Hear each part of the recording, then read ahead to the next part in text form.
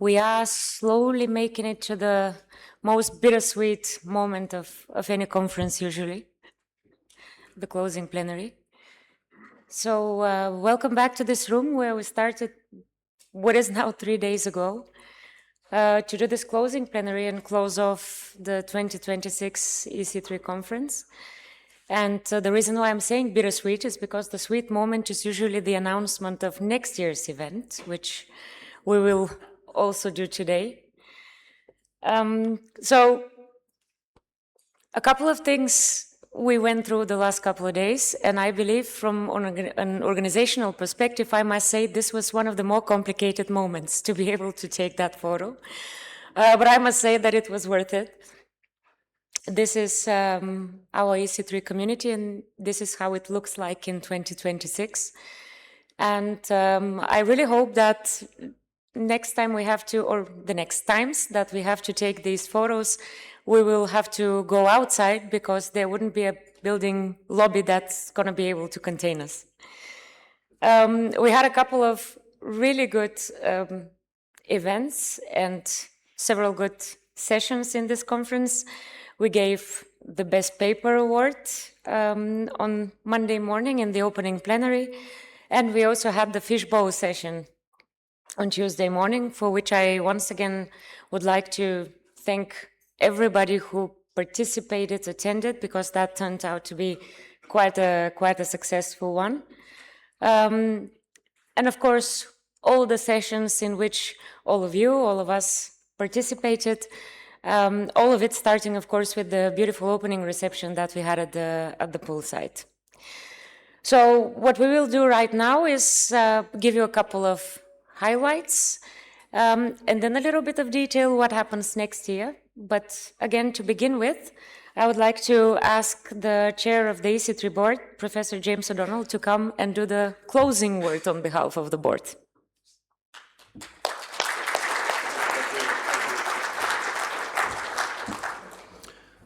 Hello, everybody. Thank you. We've had a great event. Just on behalf of, just EC3 board consists of a number of people on rotation, and also Mariana, who's on a special purpose 2-year position for the board. Together, we strategically coordinate EC3's activities, 2 to 5 years in the future. This rotation policy that we have for 4 people, so with Dimos as secretary, Theo as vice chair, myself as chair, and Demetrius as past chair. This rotation occurs every 2 years. Next year, next March, we will have an opening for EC3 secretary. Okay, so that's the entry into EC3 onto the board.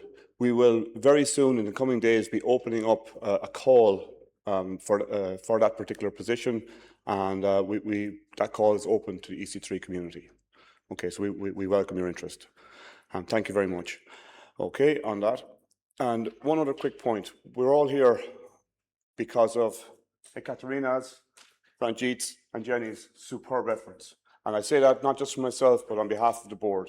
And if I could actually ask the board members to please come up, and we'd love to show a sign of our appreciation. Thank you very much, Ekaterina, for running everything. We really appreciate it. Ranjit and Jenny, please come up. Please come up.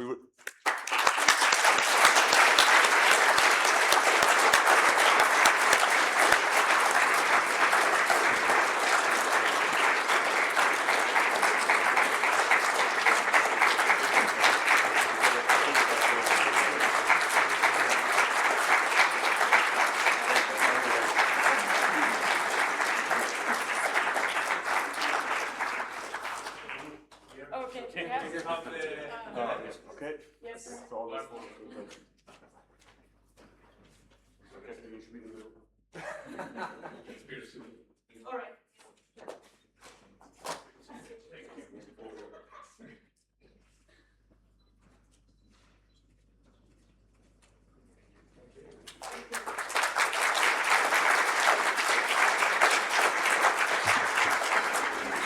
Great. Thank you again. All right.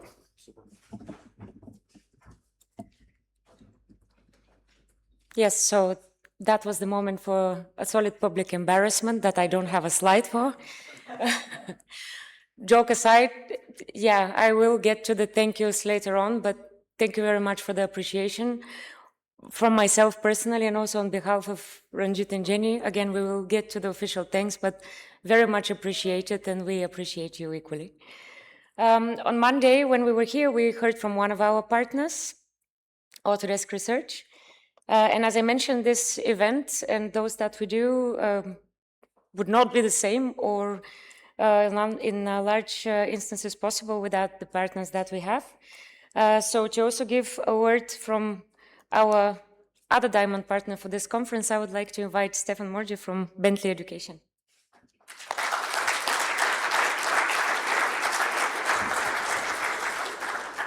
Thank you. So often I get asked, you're from that car company, aren't you? And I have to say, no, sadly I'm not. And sadly I don't have a company Bentley car outside. But what I do get to do is to work with, really talented people such as yourselves. I get to work with universities, educators, and that's absolutely fantastic. So Bentley Systems, we've been going over 40 years. We're an infrastructure software company. I'm not here for a sales pitch, but it's interesting how conversations and networking lead to sometimes the most unexpected things. In a few years, we had a conversation with the dean at Kaunas University in Lithuania, and that formed a relationship, and it formed a partnership, which has been going several years. And we had this idea about creating an urban digital twin school. We had our second year hosted at our Bentley offices in London, a really great success. And just as a little anecdote, last year in Porto, I was chatting over one of the networking dinners with Omar from UCL. He introduced me to Nicola Moretti from UCL, who then became a partner on this. And so it's great, it's all about sharing. Sharing is caring. It's also about empowering the next generation. So these guys may be a long way off from doing their PhDs or their next research, but these are the people we need to nurture. And this is a really enthusiastic young boys and girls. They're 15 years old. And this was part of something called Class of Your Own that we supported. And it was a competition worldwide, and they won it from the Dubai Uptown International School. And we flew them over from Dubai, and their enthusiasm was absolutely amazing. We get involved in lots of things, lots of partnerships, lots of research projects. If you was in my session this morning, I spoke about a transit project with the University of Glasgow. We're doing some stuff with TU Delft and Madras and some really interesting things. So it's really a privilege to be part of those. But one thing I found from working with you guys is that behind every researcher, behind every paper or piece of innovation that you're doing, there's a story and there's a journey there. I did ask Irene if I could show this slide. She was here earlier. And this one's that's really resonated with me. She had to flee her war-torn Ukraine. She carried on her PhD at KTU and is doing some fantastic work in the field of resilience digital twins. And Bentley, we were privileged just to play a small part in her journey. We've got loads of resources available to help guide you. This is one of the things we've done. We've got a whole campus digital twin initiative globally. And if you want some more, we've got a dedicated education hub where we make available for free all our software for academic use. Thank you very much. I look forward to networking and meeting you tonight at the gala if you can make it. And hopefully I get to see you again next year. And I'm excited to find out where that will be. So thank you.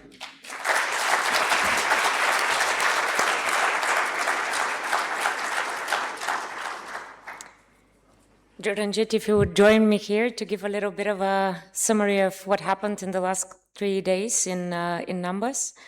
For the more observant of you, you may notice that the number of the participants has changed since the opening plenary on Monday, and that's because the last person who attended this conference registered yesterday and also came yesterday. So with that, we close off with 275 participants from 38 countries. Again, we gave 13 travel and attendance supplements this year. Last year, we gave 5, so we really do our best to give back. And also in the future, I believe the intention is to find even more ways to do so.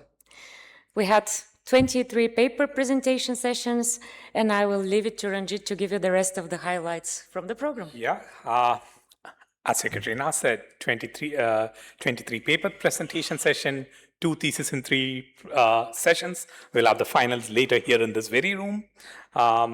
So in total, around 174 papers were accepted, out of which 156 were presented. We had 23 posters that was accepted, out of which 18 were presented. We had very good workshops today, 6 of them. I think many of you could make it to it. So that was a recap of the program, but a lot of work by the authors, reviewers, track chairs, and everyone that kind of resulted in this.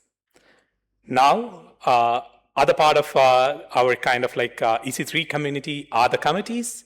So they also had couple of meetings. Also, there are new members joining the committee, etc.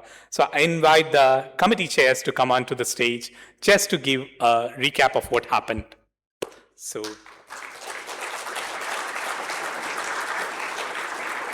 Argavan, Diego, Karen, and Sylvia, if you're around. Yeah.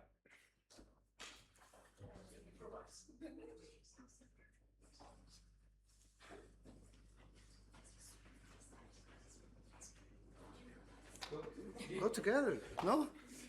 Let's, okay, go faster. Thank you for the human interaction. See you next year.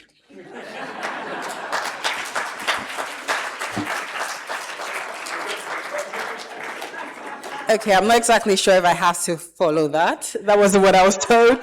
But so from the Education Committee, thank you to the committee members and then the 2 new committee members that we have. So my pitch on Monday worked. So during the session on Monday? Yeah, Monday. So we did talk about AI in education, and the key things we spoke about was our core concern in terms of the use of AI in education and the fact that most students are using a lot of black box processes, and there's a need for transparency. And one of the key things, the key thing we knew education is about cognitive development. And now that students are using black box to solve problems, there are more input, output, but that process in terms of critical thinking is missing. So there was a conversation around that and what we need to be doing to ensure that the functioning of education is still maintained. And we also highlighted assessment formats, so moving away from written reports, which seem to be quite automated, more to presentations and in-person assessment. But the problem with that is that from an academic perspective, it's going to increase our workload and also our well-being. So we just need to find the trade-off in terms of getting the balance right. But also, we also highlighted the need for more AI tools that are explainable, that map onto what we do. So more explainable AI research that will then inform teaching.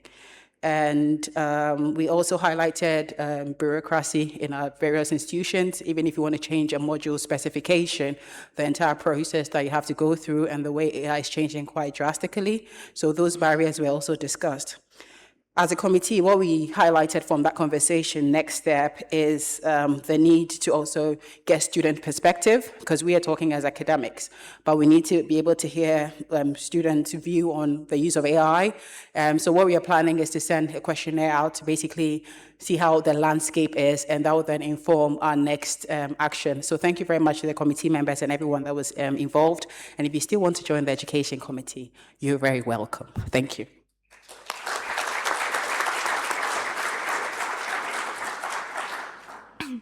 Hello, everybody. This is Argavan from Modeling and Standards Committee. We also had a very interesting session on Monday evening.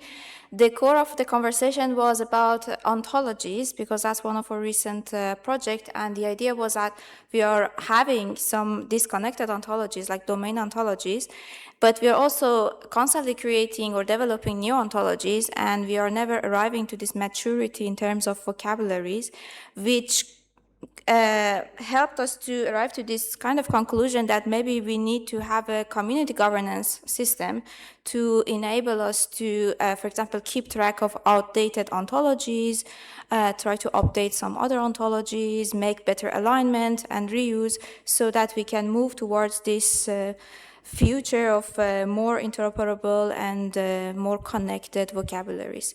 We also had a project about circularity and GIS, which we attracted a few new members, so thank you to them. And if you are interested in any of the projects that we do, never hesitate to reach to one of us, and we will invite you to our meetings and we discuss how we can collaborate together. Thank you. I should say something more. Be prepared to more human interaction in the gala dinner.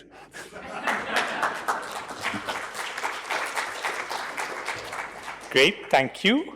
So I guess that was really productive committee meetings that we had, and all of you got to know what happens in the committees at EC3 if you didn't already know it.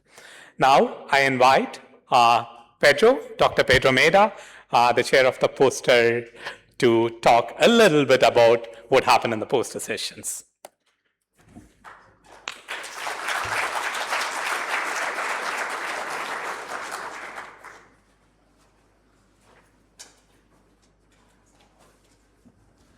Thank you, Ranjit. I'm actually representing two people. So Judith Foss is here on my side. She had to leave early. It was a very interesting starting, I must say, because it was a very nice place, very nice location at the end of a Sunday, which often some of us, well, some might work, others don't. And we went through the process of seeing all the posters. We spoke with all of the people that were there presenting. At some point, the mosquitoes came, which was nice. So I think I have some proofs, but I'm alive. And the thing is, it was super interesting. We have very, very, very different topics deserving profound reflection from the jury. So the choice wasn't easy, but that we will know afterwards. Thank you. Thank you, Pedro. Another thing that was the highlight of EC3 has always been Thesis in 3. I invite Nicola to talk a bit about it and also have the Thesis in 3 finals right in this room now.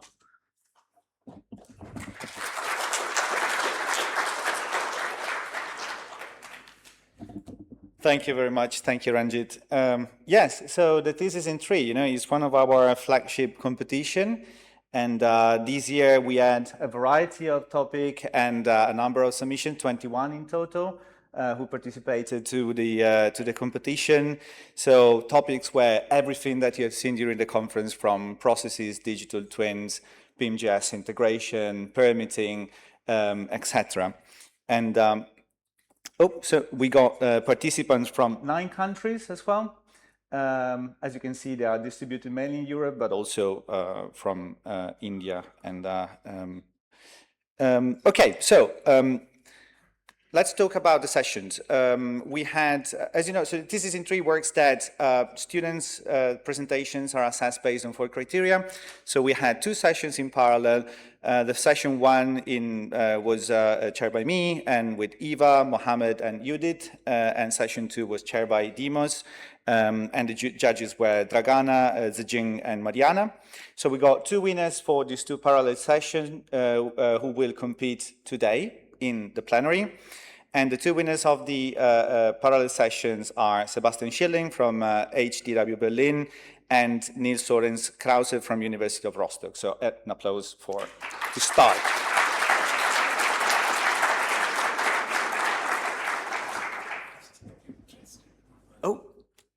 Oh, Dresden. Okay, apologies about that. Right. Finals. How the finals works. These are the judges. I think that you know them. They don't need many introductions. Eva Kovacic, TU Wien, is this right, the affiliation this time? Hope so. Dragana Nikolic from University of Reading, and Robert Armour from University of Auckland. And so I will invite the first presenter, if I'm correct, right? Yes. Sebastian Schilling. And I will be keeping the time.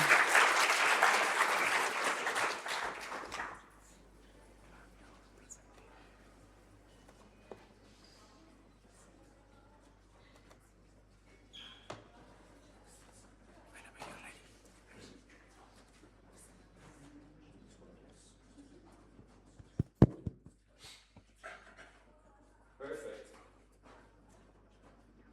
So, 3, 2, 1, we can start.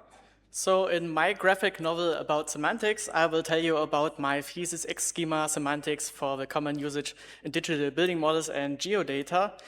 Imagine you're on a construction site and see a surveyor and a construction worker arguing about a piece of wood. This piece of wood is a stake, and they both have a different definition of this word stake. Why it is so? In the BIM and GIS, or in the construction and geospatial domain, there are different semantics which are used to describe the same things in the real world. Semantics are, for example, terms, definitions, relations, properties, or even translations. These semantics come from different sources, such as books, documents, databases, or ontologies. And in with projects, that can lead to misunderstandings, and these misunderstandings can lead to more costs of time, money, and resources. That's why I'm asking my research if digital dictionaries can make BIM and GIS semantics explicitly available across domains and how they can be used. So in the construction domain, there are already data dictionaries used to publish semantics in a machine-readable way online, and my solution is to bring also the GIS semantics into these data dictionaries. So, but there are some difficulties because of the main sources of semantics. These data dictionaries have a structure which is called metastructure, which describes the semantics uniformly. And in the construction domain and in the GIS domain, we have both standards which standardize with metastructures, but these metastructures are different. So they even have the same structural elements like classes, properties, or property groups, but these structural elements can have slightly different meanings. So that's the problem, and my task here is to compare and map these meta models and these structural elements to get a mapping table, and later I use this mapping table to import the GIS semantics into these data dictionaries. So as a result, I got a single source of truth, a data dictionary where the BIM and GIS semantics can be queried by different softwares across the domains. So I here read some importers or plugins to use this semantics by classification and attribution, and this use the meanings and store them, document them, link them, and reuse these meanings across the software and the domains. And this helps also to get a better BIM and GIS integration and data exchange. And in this project, here we see that a shared meaning enables a common understanding between all project partners and avoids mistakes. Thank you very much. Great. And now a question from the judges. Who wants to start? Yep, 5 minutes. Thank you for your presentation. So you have written a book or presented a book in a form of narrative. So I would be very interested, can you tell us one user story? So from the people using the dictionary, just one user story, how people would use it, or disciplines or stakeholders would use it. So for example, if we have want to build a building, we first need to some geospatial data. We need the building model for applying for a permit, and then we can directly bring the GIS data with the GIS semantics into, for example, the IFC model, and can very directly store with the right semantics this information. So then we have only to permit this IFC model with all the information, and then they can decide if it's possible. I'm interested in the mapping tables that you have, and in my imagination that it's a set of terms, another set of terms which have an equivalence between them. Is that how it works? And is there always just a one-to-one equivalence between the terms that you have? Very good question, and yeah, that's not so easy that we have only direct matches. So we have some direct matches. Each standard has a class, and each standard has properties, but there are also some, mainly the relations, which could not be mapped one-to-one. So we have to decide, I'm looking into the descriptions, and then I'm trying to sort from, maybe starting from a GIS domain, how these relations could be stored into the meta model of the BIM domain.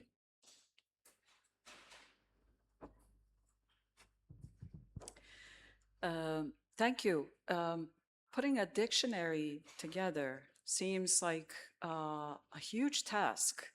Accounting for variability that exists on every project. Are there any contextual limitations to how much of this dictionary you can reasonably develop? And what is sort of the final product that you see this, whether as part of your PhD or beyond? Is this the work that will be at a good stopping point, or do you see this kind of an ongoing project, given that words and terminology very quickly changes? So maybe I start with the second question. The product is the converters and the mapping tables, which could be used to bring this GIS semantics into the data dictionary, and also the plugins which could be used for mainly in QGIS or some other GIS software, but also in BIM software. And so my work is mainly on the structure, on the digital structure, and not on the content.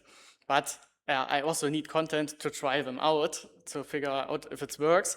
And yeah, this is some future projects, or also some projects in Germany. I'm in some organizations where we discuss to harmonize with catalogs. For instance, we have many catalogs in the construction industry, and we try to harmonize this semantics that we have only 1, 2, 3 dictionaries. So this is one future project. Also, when we look into the comparison between GIS and construction semantics.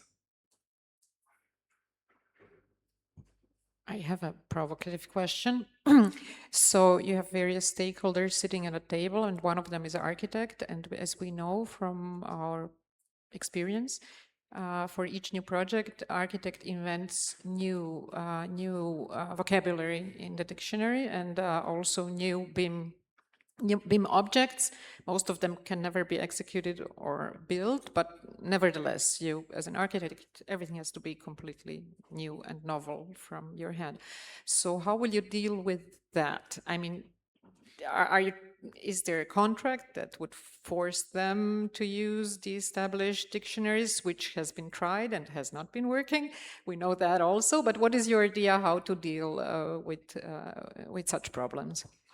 So the best case would be if on the beginning of a project, the contractors agree on one dictionary from each domain, I would say, and then they work on only this dictionary. Great, thank you very much.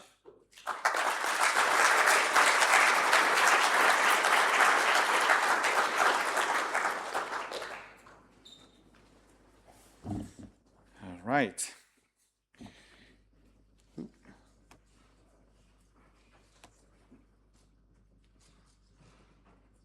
I think, okay. Oh, yeah, you're here already. Fantastic. So Niels Soren Krause from University of Rostock. Yes. That's true. And I will.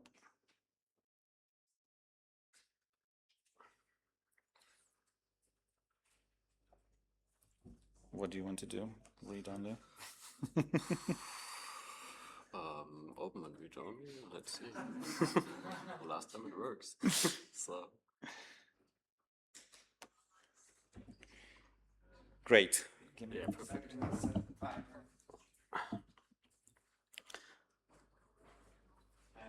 3, 2, 1. Yeah, of course. Welcome everybody. Today I'm presenting you my thesis on 3. It's about like the natural language guided point cloud reconstruction using large language and vision models. The main idea of the thesis is like we want to tackle like 2 research directions. The first research direction is like the scan to BIM sector a little bit with an assisted approach, and another sector is like the sector of understanding of large language models and large vision models of point cloud data. So it's unstructured data and it's really hard. But let's start with the motivation a little bit and the problems. So we can measure point clouds. That's not a problem. We have laser scanners and we get a point cloud. We have the measurement of the building. Afterwards, we have like algorithms for making like the IFC models directly. But there is a huge problem. So there are like missing walls or some things in the IFC model at the end. And we need to go back to the CAD environment.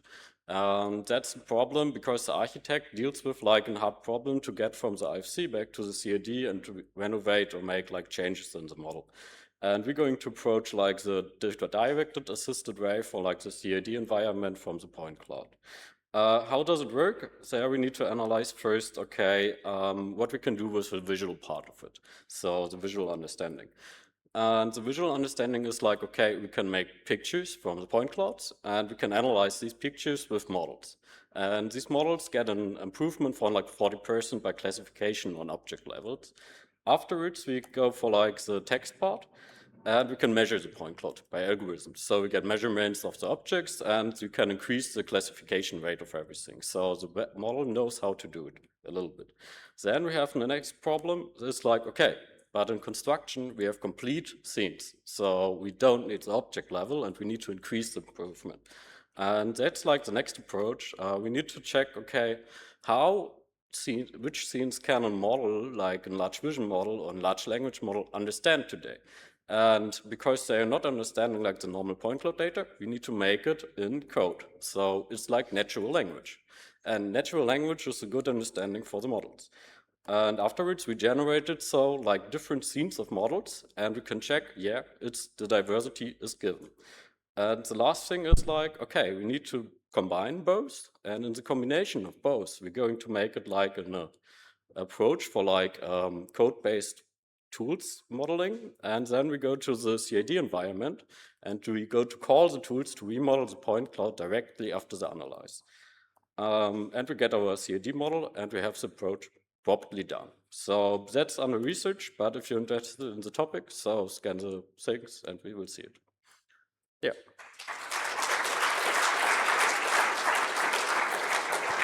Fantastic. Thank you very much. And you got 6 seconds. Perfect. Right. So question from the jury. Yes. A little scared to ask a question. So I guess you cleaned the point cloud, you've got occlusions and trees, you had people and all those sorts of things. Can that cleaning happen in the same way? So you can generate a model which recognizes the things that need to be cleaned out? You mean like a model without the occlusions or something like that? Yeah, probably is possible. So you can insert the IFC in the CAD environment, and then you can go for the chatbot for the MCP. And the MCP can recognize like over a JSON database or something like that, the IFC data, and you can change with the chatbot the things from walls changing in the IFC environment, in the CAD environment, something like that. So it can be possible, but it's under research, so yeah. I would like to continue with similar question. Maybe we can see your building that was scanned. That was the second slide, I think. Second slide, that one. Oh, yeah. So you have kind of beginning of the century building that has very differentiated facade, as I could imagine. And of course, using the automated or semi-automated methods, you get very clean facade. Yeah. So my question would be how to improve into giving the right facade with all of the ornaments and all of the gliederte facade, which is really difficult. And also you have a lot of clutter, you have trees and stuff in the front, which makes it even more difficult. So what would your suggestion be? How do I get the real world facade and building? Yeah, of course. That's especially really hard because the ornaments and something are really little at the facade, and you need to get it first in like the automatic pipeline of like analyzing the measurements from the ornaments and something like that. I cannot say so much about it because I'm like working on the approach at the moment, so it's really under research. But I would say it's probably not possible for an MCP approach at the moment. Probably if we're going to make the tools really clean and little, but I need to think about it a little bit first, so I don't know.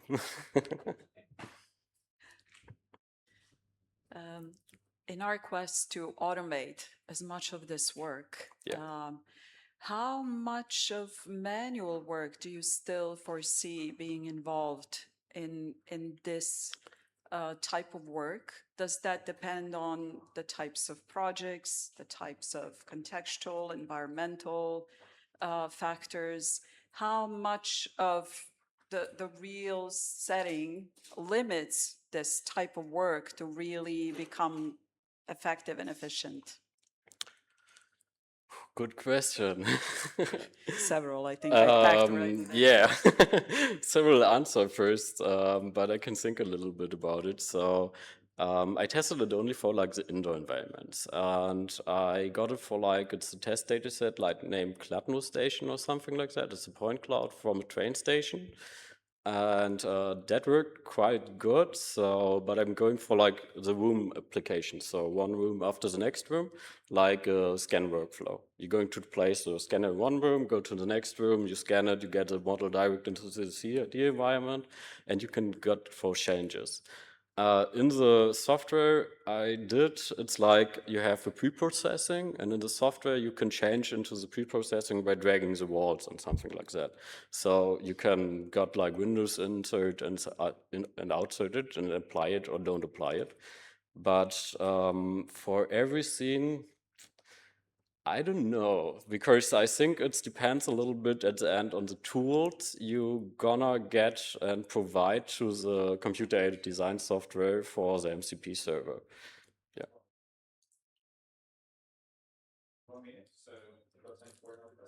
Thank you. Yeah. Right. If there are no other questions, I think that we can close the session. Yes. Perfect. Thank you.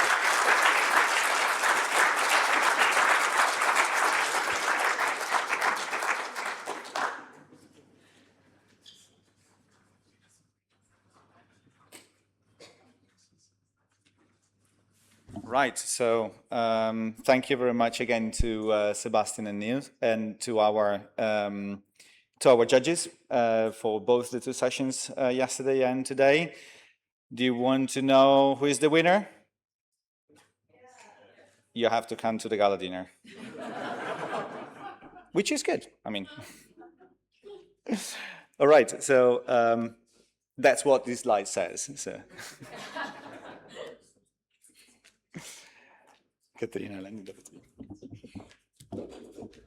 Thank you very much, Nicola. As I mentioned, yeah, the thesis in tree competition, I believe, is one of the more vibrant aspects of our event. And that will then culminate really in all the remaining awards that we will give tonight. So this is the 3 EC3 Council Awards, as well as the Best Poster Award that we determined on Monday. So more about that later. Now, there's one thing that I would like to say as a personal note, and that is that this event is not and never will be a single person credit or effort. And so for that, I would like to say thank you as one of my last responsibilities and pleasures that I get to do this year in my formal role as a conference chair. And there is a lot going on throughout the entire conference, and as much as it may seem that when it starts running, it runs smoothly, but there are some people that really are observant of everything that goes on at any given point throughout the days that we are here. Those we call our superheroes, and I would like our conference assistants to come forward, please.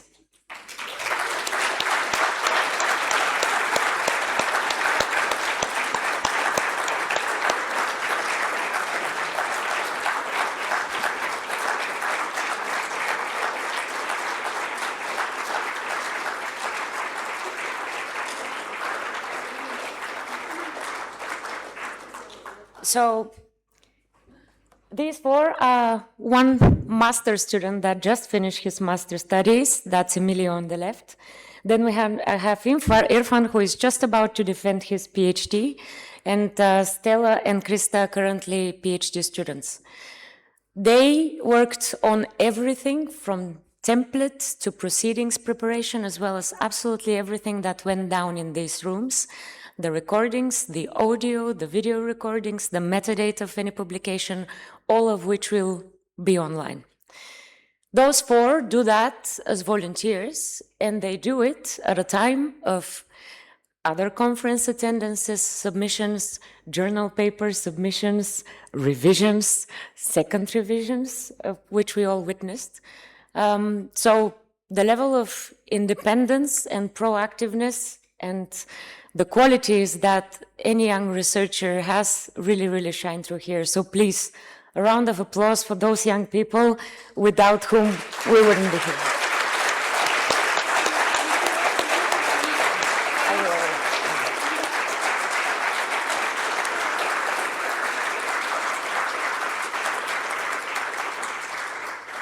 So as you can see, we have four here, and we have Wahib in the middle of the image, who couldn't be here due to personal reasons, but even remotely, he is one of our veteran student assistants that some of you know for the last couple of years.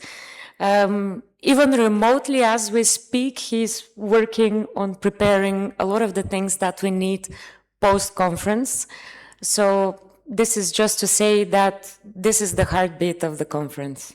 Thank you.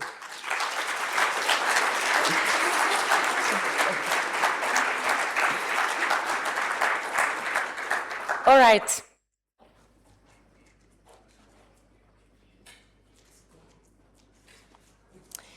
Now, it's a scientific conference. A lot of it goes around the publications. So first and foremost, Ranjit explained about the 7 tracks that we have and all the submissions. All of that went through rounds and rounds of scrutiny with nearly 160 reviewers, all of which was managed, selected, and pushed through these rounds by the track chairs. So to all 14 track chairs that we have, this would also not be possible without you. And the same goes to the reviewers. We have 156 reviewers this year, I believe. 153, yeah. Globally distributed, of course, as you may imagine from our network. All of you serving as reviewers will, of course, be officially listed in the scientific committee of this conference. So a round of applause for our reviewers and track chairs, please.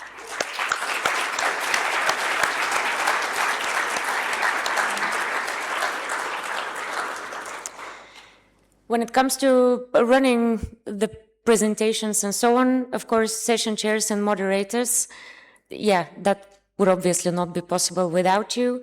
So thank you to all of the session chairs, each of you that served as a session chair, some of you taking up on the assignment to serve as a session chair literally 10 minutes before the session and saving it that way. You know who you are exactly. Mariana. Thank you very much to all of you for observing the tempo, the quality, and also asking the hard questions when that was necessary. Thank you to the session chairs.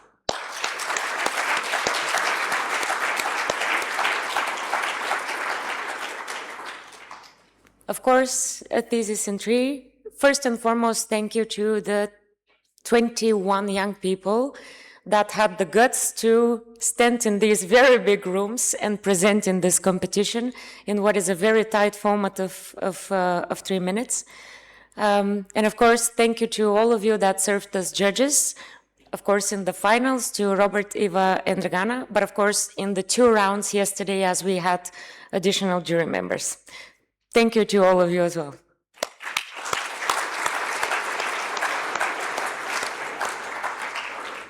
This year was also special as we had one very interesting intervention that we all had to cross fingers for, which is migrating to our new website in the middle of everything happening. It worked out. It was handled very well, and we have somebody that is also a PhD candidate. Subia, where are you? Are you in the room? There you are. Can you please stand up?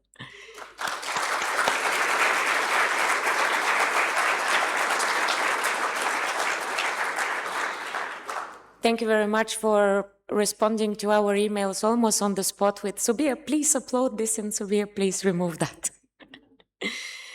Our partners, of course, Stefan, Fikret, and everybody else that also joined from Autodesk.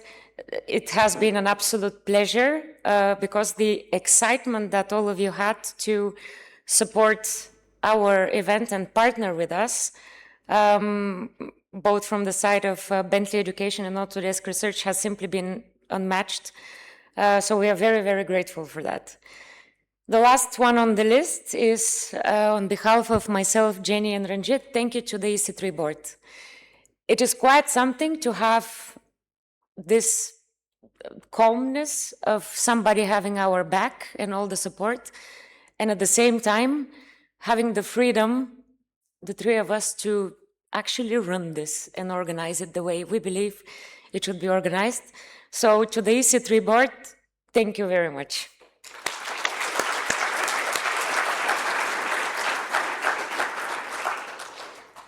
The last one is personal.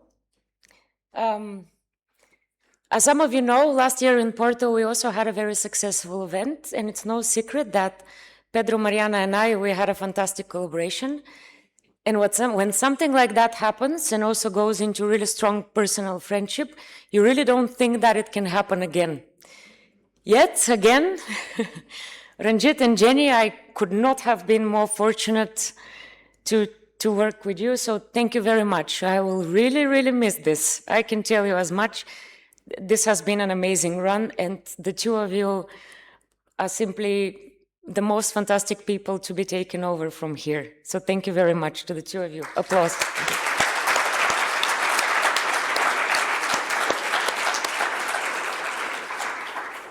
Finally, also not on the list, but also just as important, there are 3 ladies sitting outside. That is Effie, Andriani, and Mariana, who probably can't hear me and don't expect to either. Daniel, if you can pick them up.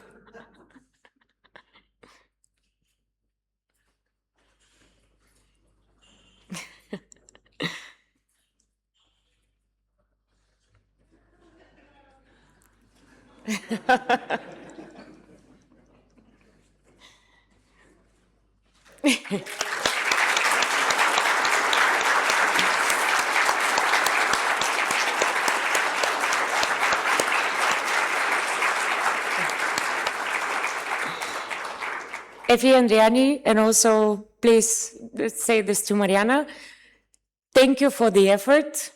Thank you for your warmth, for your kindness, and for listening to all of my weird requests and instructions at any given point. This would have absolutely not been the event that it is without you.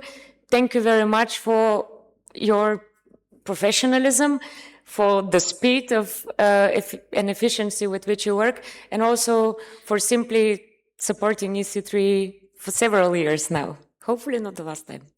Thank you.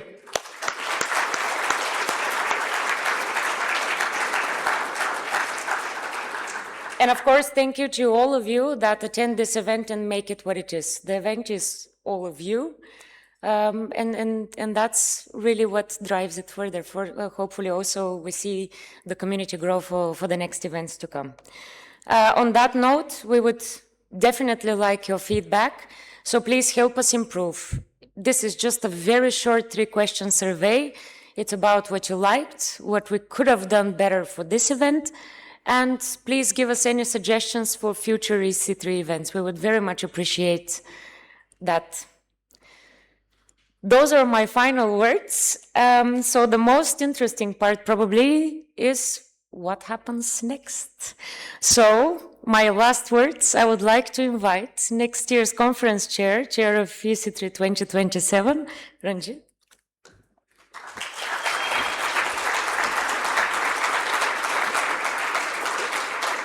Thank you, Katrina. So I don't know how many of you know EC3 have this tradition of continuity. So the program chair of the previous conference becomes the conference chair and it goes on. And so the board has entrusted me with this responsibility of the next year. So first of all, I thank the board and all my colleagues who have supported and given me this opportunity. So first and foremost, the question everyone is waiting for, where is EC3 next year? Before I reveal, I always also invite Jenny to the stage because she is also an integral part of it, with many others, which I would invite later. So before we announce it, we thought that we would like you to guess or make an educated guess. One caveat though, the people who have the prior information, not allowed to answer. Probably Greek people, you should answer last, not before. So that also has a clue in it. So where would it be? So this is, those of you who have spent any time in the UK or probably other countries now are familiar with a game show called Catchphrase. This is based on that. So it's a very small game. We're going to do a slow reveal of next year's logo.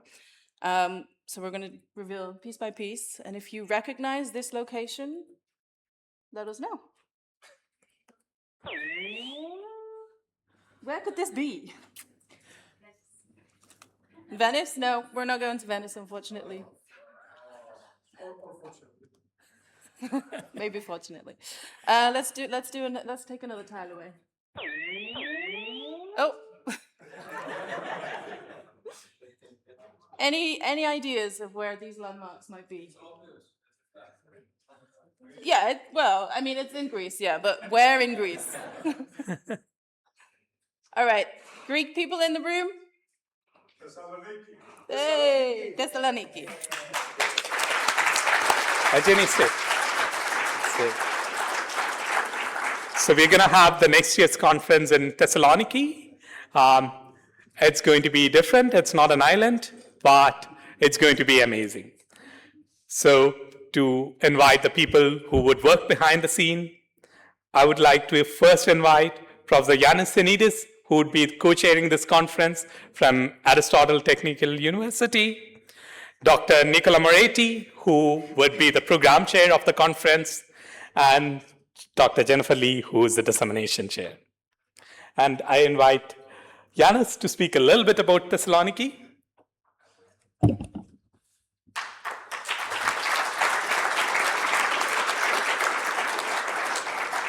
Do I need to change slides for the pictures, or it does rotate? No, there's just 3 more pictures. Okay. Because Jenny gave me only 30 seconds to speak about Thessaloniki. And so I'm not going to say much. It's the first time since the beginning of EC3 conference that is in the Greek mainland. It has been in the mainland in the past. It was Porto, but it was not Greece. So this is a first. It's a challenge. Thessaloniki is the second largest city in Greece. It's gastronomical capital of Greece, widely accepted that among Greeks, and not only. 3 universities, very vibrant. Completely different experience. I have already asked the mayor. We are renovating three of our main squares at the time. Hopefully it's going to be everything new, brand new, one EC3, and I think it's a CIB also as well next year. So it's EC3 and CIB 78. It'll be all great. I'm not going to say more. My 30 seconds run out. I'm happy to answer to any questions at the gala dinner. Thank you very much. I'm waiting. We are waiting for you there. Yes, so we're going to be in this amazing location next year. And it's also special because, as Yanis was telling, it's with CIB next year again. I would like to invite Jen, if you're around, to the stage. We don't have Jakub here, so maybe I asked Robert to represent Jakub and CIB, or not? Okay, he doesn't want to be. But yes, so we have an amazing committee already here. So look forward to all of you having the same engagement that you had in the last 3 years, last couple of years with EC3 and last 3 days in particular, but for the next year's conference as well. So the key dates of conference are, the conference would be 11 to 14 July, or 11 to 14 July 2027, but call for papers would come out September end with abstract deadline in October and paper submission deadline somewhere in mid-January. So you're done with this year's conference, but you're not done. You have new papers to come out, so be ready. So you have a good summer break, but watch out for our website and also our emails on getting onto the next year's conference. So with this, I invite the next event that would be there along with the conference. So I ask Dr. Wei Chen to come onto the stage and Dr. Daniel Hall to come onto the stage to talk about the other event. I'm not going to reveal it now. And Marianne as well, please.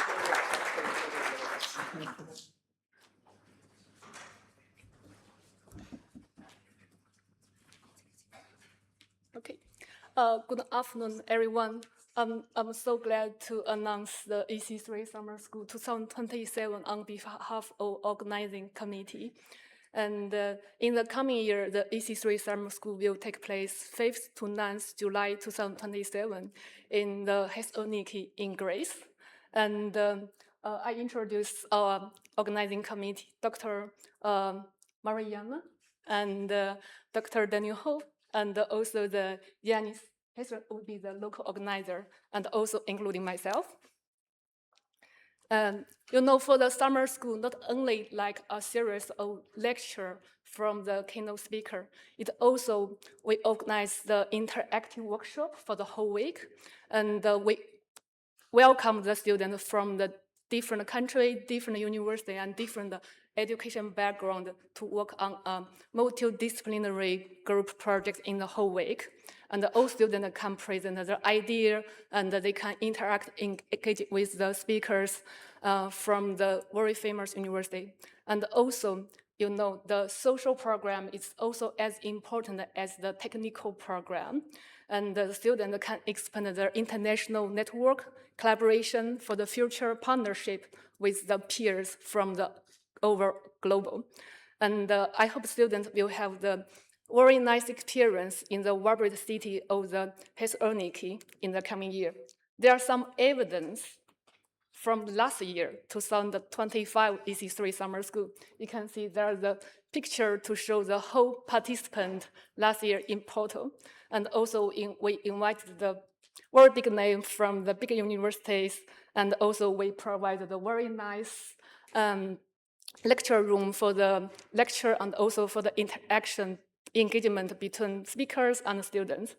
And until now, we already confirmed the potential speaker for the coming year, but now it's a secret, so we will announce.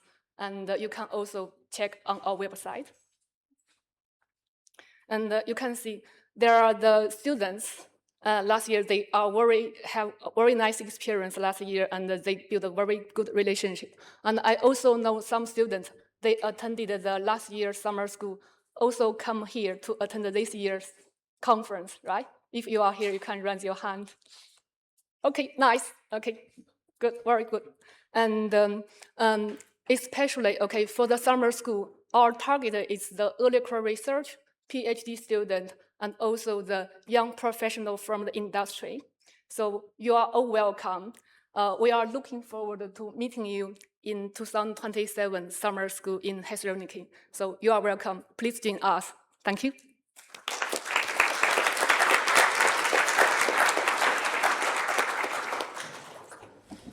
Thank you for Weiwei, Daniel, Mariana, Yeni, Nicola, Janis, and Jen.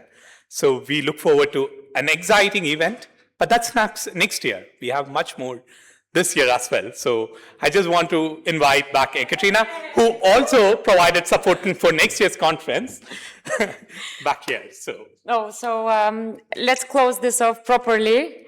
We still have the gala dinner to go. So this is just a couple of practical things. As we have said before, there will be 5 buses departing from here, the first 2 at 5:45. So that is in about 40 minutes from now. And then the other 3 buses will depart at 6 and no later than that. So the buses will pick us up at the gates of the hotel, so just down where the main entrance to the hotel is, around the bus stop of the city line. There is a parking area there, so yeah, please be there at 5:45 so that we can distribute the about 200 people across the buses. Buses will also bring us back, 2 of them at 11 and the 2 latest ones at 11:30. This, of course, is less of a problem as we will all be there. A couple of more things. For those of you that have allergies, dietary requirements, and have answered the survey, all of that information has been communicated to the organizers, and they asked if you please could identify yourselves if you have specific allergies and restrictions, and they will help you on the spot. In that regard, also, they have confirmed that all chicken and beef is halal to those of you to whom also have such requirements. And I believe the rest is to just go have a nice party. So let's go close this off properly.